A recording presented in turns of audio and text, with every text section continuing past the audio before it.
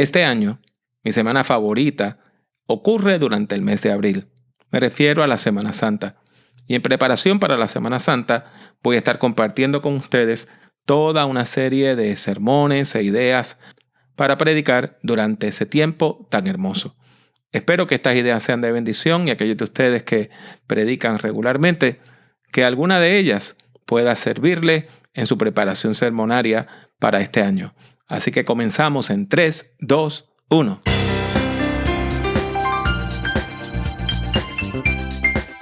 Les habla Pablo Jiménez, exhortándole a que prediquemos. Le doy la bienvenida a este podcast dedicado a la predicación, el liderazgo y la teología pastoral. Esperamos que el tema que tenemos para el día de hoy sea de gran edificación a su vida. Esta meditación se llama El mundo se va tras él y la misma va a estar disponible de manera gratuita en nuestra página de internet, de manera que si usted desea pueda bajarla y pueda predicarla durante estos días santos. El texto base es Juan 12:19. Jerusalén no solo era la capital de Judea, sino que era también el centro espiritual de la fe de Israel. Como tal, Jerusalén era el hogar de los principales líderes políticos y religiosos de la comunidad judía, tales como el sumo sacerdote, los saduceos, los herodianos, los escribas y los rabinos más importantes de la época. La relación entre esos líderes era ciertamente difícil, porque muchos de estos líderes eran en realidad enemigos. Cada uno tenía metas distintas para el país. Por ejemplo, el sumo sacerdote era el líder espiritual más importante del país. Además, era el líder de los saduceos, un grupo conservador que representaba los intereses de los sacerdotes y de los levitas que laboraban en el templo de Jerusalén. Por eso, privilegiaban una interpretación literal de los primeros 5 libros de la Biblia, el Pentateuco, donde se habla de las leyes y las ceremonias relacionadas al culto de Israel. Los saduceos no creían en la resurrección, una doctrina central para los fariseos, a quienes consideraban enemigos. Los herodianos, por su parte, eran un partido político, no era un grupo religioso. Este era el grupo de las personas que estaba a favor de que gobernaran los hijos y los nietos de Herodes el Grande. Veían a los religiosos como enemigos, pues tanto los saduceos como los fariseos se oponían a su mandato. ¿Por qué? Porque Herodes no era judío. Provenía de un lugar llamado Idumea. Y los fariseos, esos eran los líderes de las sinagogas. Eran personas expertas en la interpretación de la ley, pero enfocaban en los aspectos éticos y morales de la misma. No le daban importancia a los sacrificios de animales ni a las ceremonias del templo. Eran muy piadosos y creían en la resurrección de los muertos. Los líderes de la fe de Israel, a pesar de ser enemigos, sí tenían algo en común. Ninguno comprendía por qué la gente seguía a Jesús de Nazaret. Jesús era distinto a cualquier otro líder político o religioso de la época. No era sacerdote, no era levita, no era partidario de Herodes y no se relacionaba con la política judía. Tampoco había estudiado teología con los rabinos de Israel. Entonces, si Jesús no formaba parte de ninguno de los grupos tradicionales, ¿por qué la gente le seguía? Los líderes tradicionales pensaban que Jesús tenía poco que ofrecer al pueblo.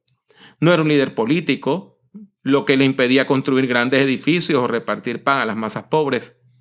No era un sacerdote, lo que le impedía ofrecer sacrificios a favor del pueblo o hacer ritos de purificación para sus pecados.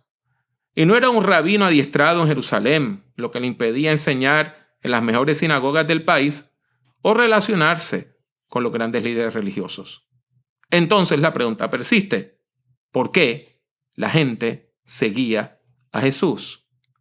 Lo que es innegable es que Jesús tenía algo especial, un don particular que le permitía relacionarse con la masa del pueblo. Sus enseñanzas eran sencillas, explicadas en el lenguaje de la gente. Jesús le hablaba a la masa del pueblo del reino de Dios ¿Y con qué lo comparaba? Con cosas tan sencillas como una semilla de mostaza o con un pastor de ovejas. Sus oraciones eran poderosas, pues traían sanidad y liberación a quienes estaban sufriendo. Y su presencia pastoral, acompañando al pueblo en crisis, traía aliento y esperanza al corazón. Empero, hay otro elemento que no podemos olvidar. Jesús tenía mucha valentía. Una valentía motivada por un profundo sentido de misión. Y esa valentía le condujo a hacer un acto profético que evocaba las acciones de los antiguos profetas de Israel. Me refiero al evento que la tradición cristiana conoce como la entrada triunfal. Ocurrió el domingo antes de la Pascua. Y algo que quizá usted no tiene claro es que ese mismo día, parte de la Legión Décima Fretensis, o sea, parte de una legión de militares romanos, entraba a Jerusalén. Sí, el domingo antes de la Pascua. ¿Y por qué llegaban? Llegaban para tener una presencia militar y evitar que surgieran rebeliones durante la fiesta de la Pascua. Porque recordemos que la fiesta de la Pascua recordaba la liberación del pueblo de Israel de la esclavitud de Egipto.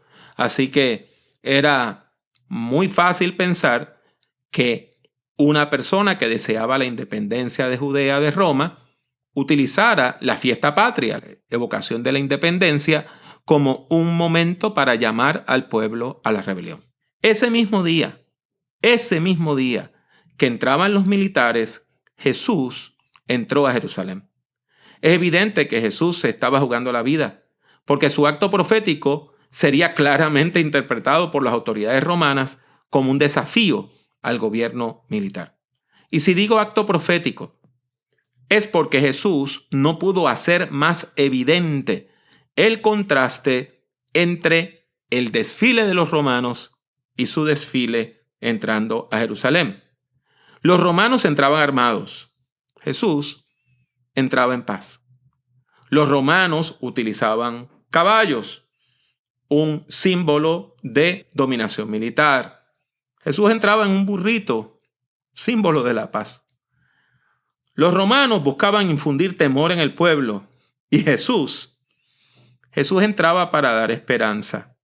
El texto bíblico es claro. Juan 12, del 12 al 15 dice, el siguiente día, grandes multitudes que habían venido a la fiesta, al oír que Jesús venía a Jerusalén, tomaron ramas de palmera y salieron a recibirle y clamaban, Hosana, bendito el que viene en el nombre del Señor, el Rey de Israel. Y halló Jesús un asnillo y montó sobre él, como está escrito, no temas, hija de Sión, he aquí tu rey viene montado sobre un pollino de asna. Este acto de Jesús fue tan atrevido que ni sus propios discípulos lo comprendieron en ese momento. Como dice el versículo 16, estas cosas no las entendieron sus discípulos al principio, pero cuando Jesús fue glorificado, entonces se acordaron de que estas cosas estaban escritas acerca de él y de que él se las había dicho. No obstante, el sencillo acto de Jesús trajo esperanza al pueblo. ¿Por qué? Porque era un desfile de la vida. Sí, era una afirmación de la vida ante las amenazas del ejército extranjero.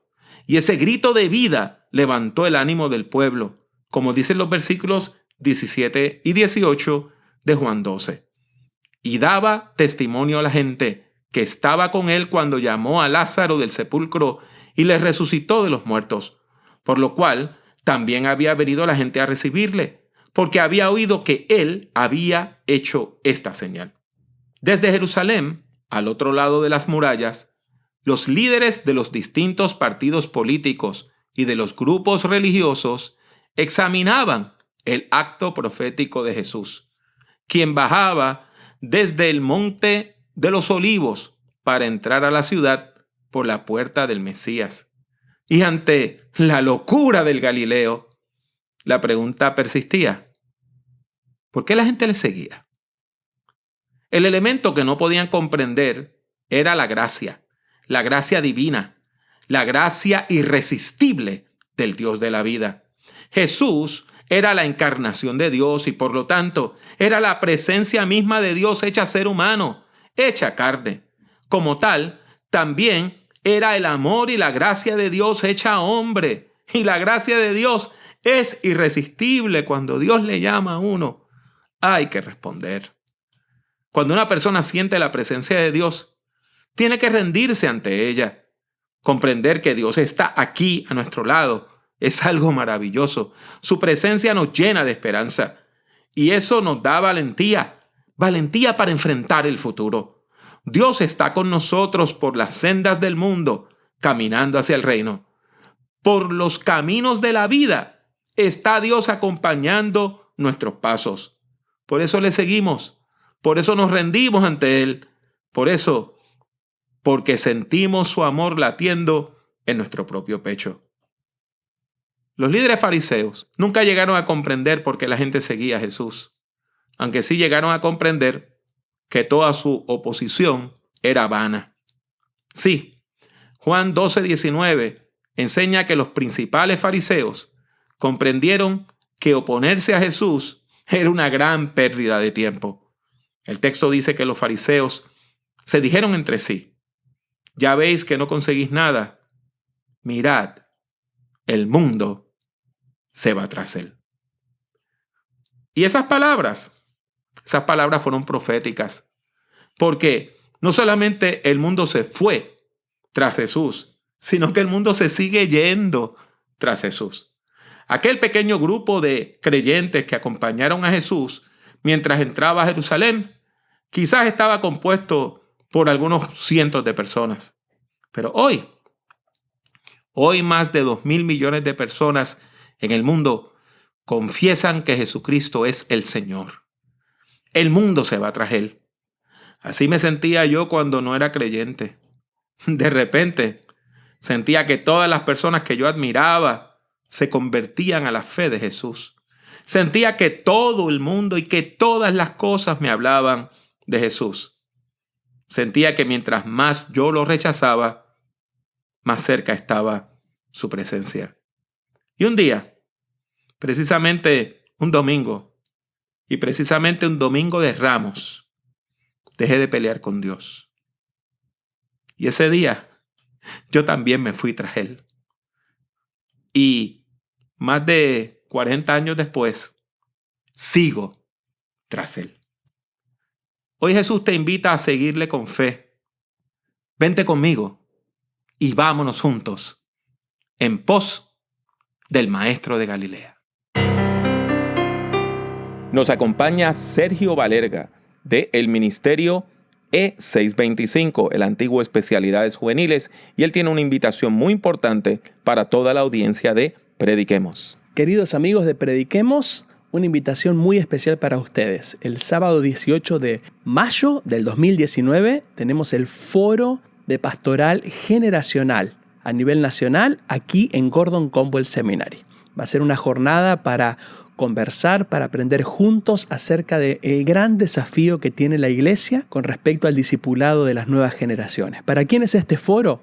Para pastores, líderes generacionales, ministros de niños, líderes de adolescentes, pastores de jóvenes, comunicadores, educadores, trabajadores sociales. Nos queremos reunir por esta jornada para escucharnos, para aprender juntos y para conversar acerca de cómo podemos hacer un trabajo más efectivo desde la iglesia, abrazando a la familia y discipulando a los más jóvenes. Van a estar con nosotros, entre otros, el doctor Lucas Leis, el pastor Danilo Montero de la iglesia Lakewood en Houston, el doctor Gabriel Salgueros de NALEC y otros que nos van a acompañar durante esta jornada que será histórica. Hace planes para venir. Toda la información está en foroe625.com. Foro, la letra E, 625 en números.com.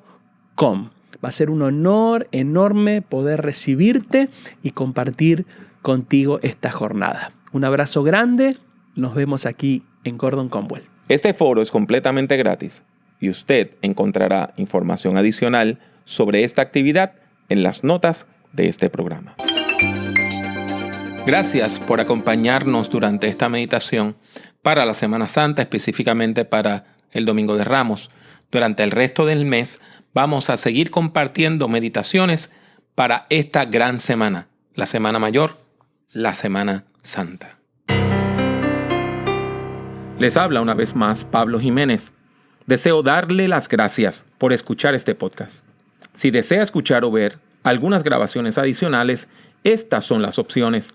Suscríbase a Prediquemos por medio de iTunes o de su aplicación favorita para descargar audio desde el Internet. Si ha disfrutado de este programa, le ruego que deje una valorización positiva del mismo, ya que eso ayudará a que otras personas puedan encontrar nuestro podcast. Visite nuestra página en el Internet drpablojimenez.com.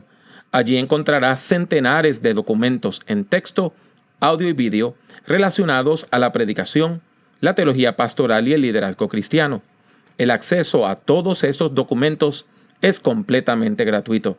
En YouTube, acceda a mi canal, que también se llama Dr. Pablo Jiménez. Allí hay más de 800 vídeos de sermones, conferencias y además algo de música cristiana. En las redes sociales me consigue utilizando el mismo nombre, Dr. Pablo Jiménez.